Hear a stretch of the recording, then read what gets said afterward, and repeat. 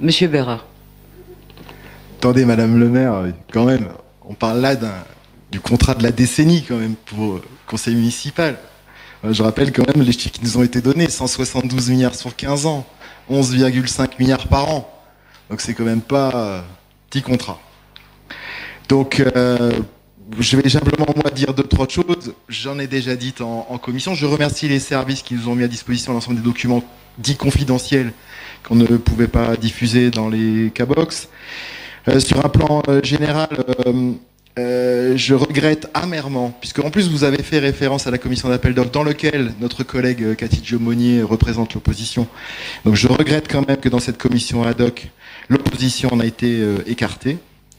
Sur un plan plus général, plus philosophique, je peux regretter qu'une seule chose, c'est qu'il nous ait fallu choisir.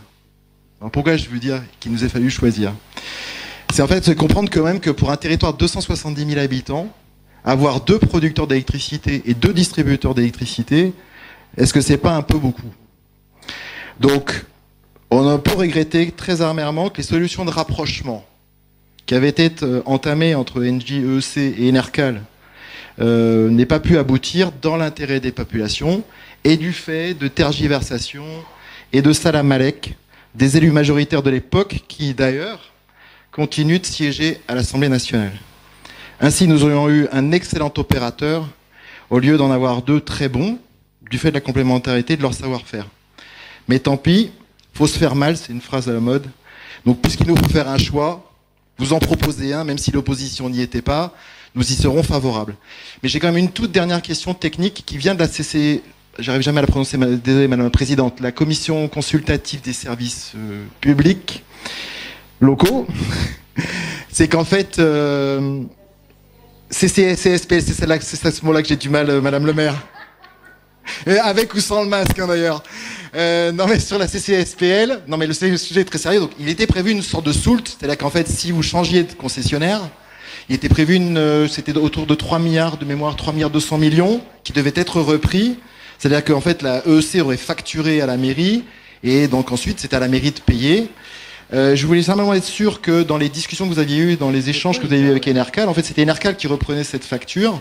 Et est-ce que ça a pesé dans la décision, si on peut le savoir? Si c'est pas public, potentiellement public, vous répondez pas à la question, je pourrais entièrement comprendre. Merci Madame le maire. Il s'agit, Monsieur Bérard, d'un dossier extrêmement technique. Je vais juste vous dire 2 mots sur le fait que ça ne soit pas passé par la commission d'appel d'offres. C'est que la loi calédonienne, elle ne définit pas les modalités quelconques qui permettraient au maire de passer par la commission d'appel d'offres. Alors moi j'ai fait un choix différent parce que j'aurais très bien pu ne consulter personne. C'est pas une obligation. J'ai réuni autour de moi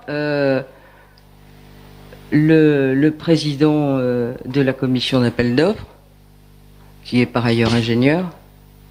J'ai réuni Philippe Blaise, pour être totalement transparente, qui sur le volet économique sait de quoi il parle.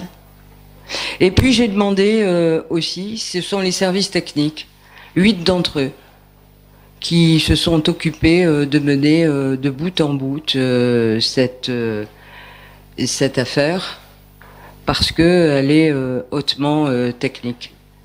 Et donc j'ai aussi demandé au trésorier payeur, pour lequel vous n'êtes pas forcément d'accord pour sa rémunération, mais qui est totalement détaché, et que j'ai demandé de venir dans un souci de réelle transparence. Voilà. Et les techniciens de la ville qui ont travaillé. Mais je n'avais aucune obligation parce que la loi ne me l'impose pas.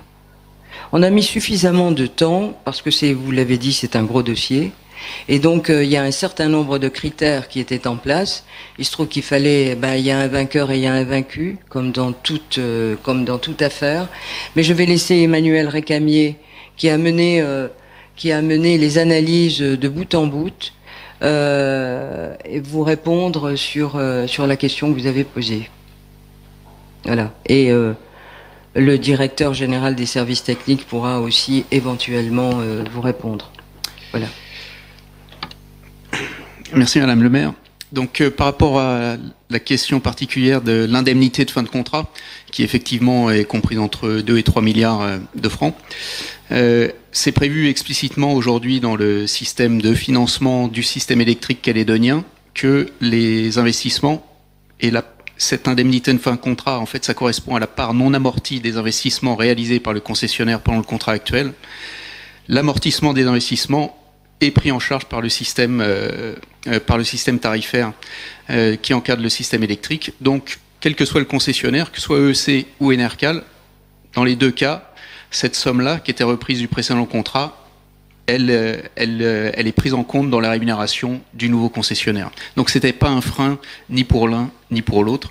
Ces 3 milliards, il faut ramener ça, comme vous l'avez dit, au montant global de ce contrat. Donc, c'est une somme importante, mais qui est prise en charge dans le système tarifaire.